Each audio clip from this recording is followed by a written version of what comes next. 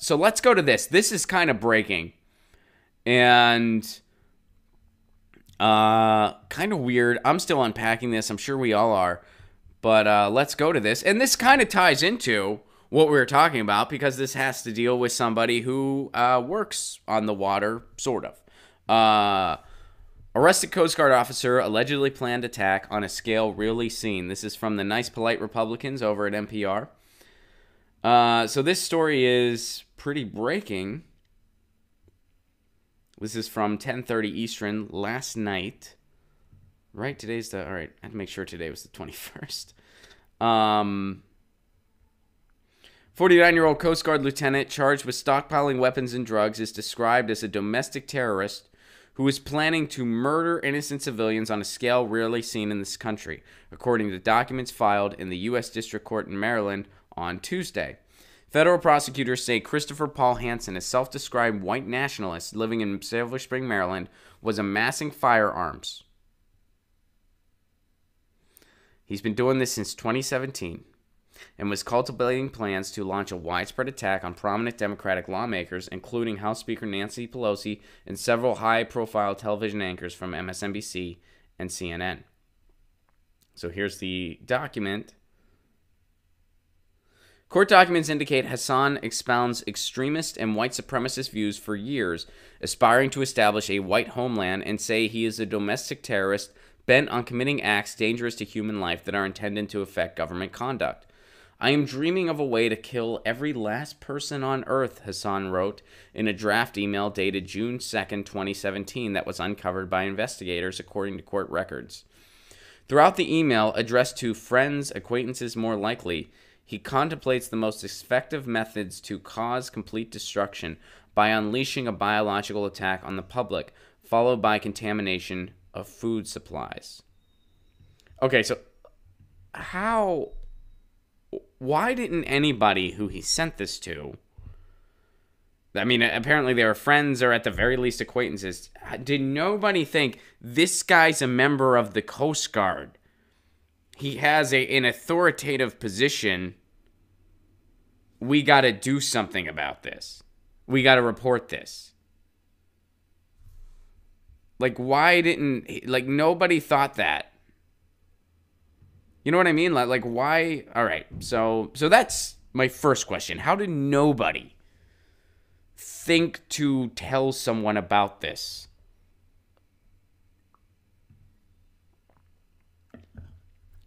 Much blood will have to be spilled. This is what the letter said. Much blood will have to be spilled to get Whitey off the couch. They will die, as will the traitors who actively work toward our demise, he wrote disdainfully. The rambling and incoherent letter also includes a to-do list for the next 4 years, revealing Hassan's desire to get out of debt, buy van to convert, diesel, buy land for a family out west or possibly North Carolina mountains. He also adds that he needs to come off tramadol, a narcotic painkiller. Clear my head. Wow, I mean, isn't this just kind of a summary of a lot of the problems of this country? So he's in crippling debt, which could be for a number of reasons. It could be because we don't have affordable education in this country. It could be because we don't have living wages in this country. It could be because he has a family that he can't afford the health care for. It could be any number of reasons. Oh, and also, here we go. Here's Big Pharma doing their part. He likely has an addiction to painkillers.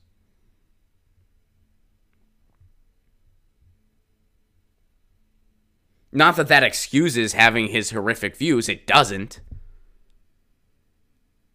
But you see how all these things kind of interweave with one another. Officials arrested Hassan on Friday on charges of illegal possession of a firearm as well as possession of a controlled substance, but the government called those charges the proverbial tip of the iceberg and subsequently filed the motion on Tuesday asking the court to detain Hassan, who has a detention hearing on February 21st. In recent years, the government contends Hassan has been on a weapons buying spree, collecting 15 firearms and more than 1,000 rounds of mixed ammunitions.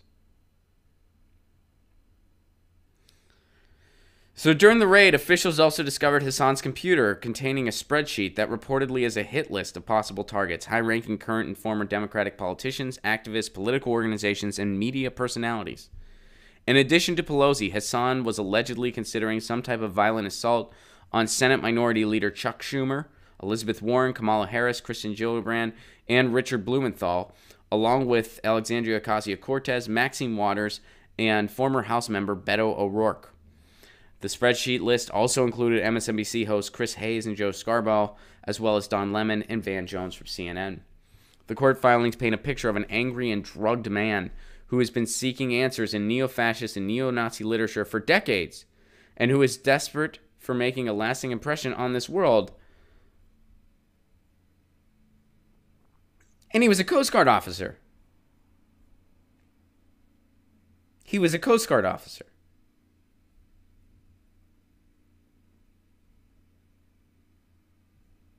Apparently, Hassan frequently sought instruction from a manifesto written by Anders Breivik, a far-right anti-Muslim Norwegian nationalist who was convicted in 2012 of 2 terror attacks that killed 77 people. According to officials, Hassan used Breivik's methods to hone his list of potential victims, conducting internet searches for most liberal senators.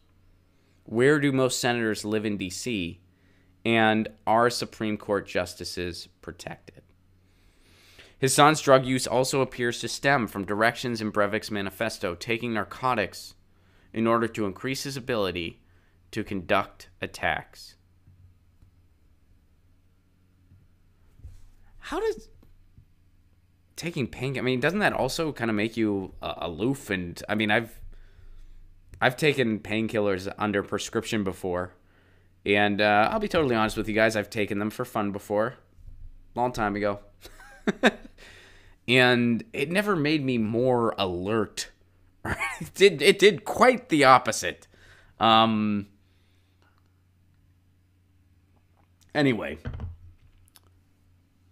you know, I am all about one's right to privacy. Obviously, we talk about that a lot on the show. We talk about those concepts on the show, and we talk about kind of the balancing act that one must play between, you know, right to privacy and right to safety. It's a, you know, a conversation that we'll be having probably forever. But when you are a member of the Coast Guard, or you are a police officer, or you are an official, or you are any type of position like that, there should be very extensive background checks done on you to make sure that if you have these types of views, if you hold these types, and it just goes as simple as, you know, this isn't a free speech issue. If you are wanting to be a member of a Coast Guard where part of your job is protecting people, and you hold these horrific racist views where you don't think that all human beings are worth serving and protecting, you're simply just not qualified to hold that position. You're not qualified to hold the position. You should not be a member of the Coast Guard. You should not be a police officer. It's as simple as that. If you are a white supremacist, you should not be a police officer. You should not be a member of the Coast Guard. You should not be in the Army. You should not be in the Navy. You should not be in the Marines. Because your job involves, or at least we're told, it involves serving and protecting people. It involves having the back of your fellow officers. And if you're not going to have the back of your fellow officer because of the color of their skin, or their sexuality, or their religion, or their whatever, then you should not be in that position. So this guy has apparently been doing stuff for decades. And he sent these emails out, and somehow he's just a member of the Coast Guard. He's just a member of the Coast Guard. You know, you can get banned on Facebook and Twitter for sharing videos of different comedy news shows.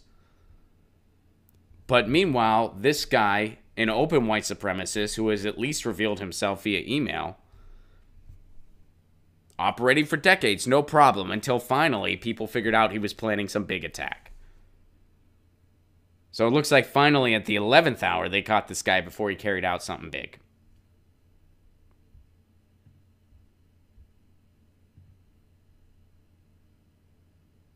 Hassan has been working at the U.S. Coast Guard headquarters in Washington, D.C. since 2016. He was an active duty member at the time he was arrested. Prior to that, he served in the U.S. Marine Corps from 1988 to 93, after which he joined the Army National Guard for about 2 years.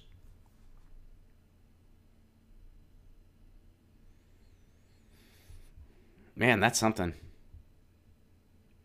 That is something.